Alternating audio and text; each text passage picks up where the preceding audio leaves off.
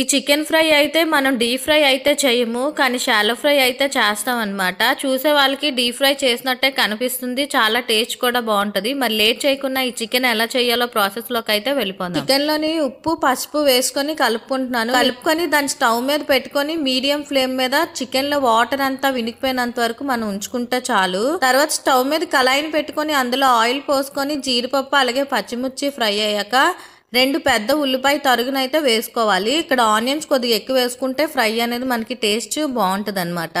ఉల్లిపాయలు కాస్త golden colour వచ్చినంత వరకు ఫ్రై చేసుకోవాలి.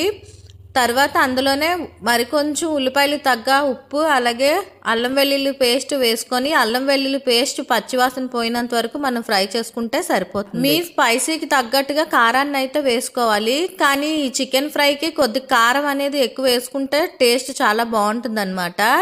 నేనైతే కారం 4 స్పూన్ల వరకు అయితే వేసుకుంటున్నాను 1/2 kg చికెన్కి. కారం కూడా పచ్చివాసన పోయినంత వరకు అయితే ఫ్రై చేసుకోవాలి.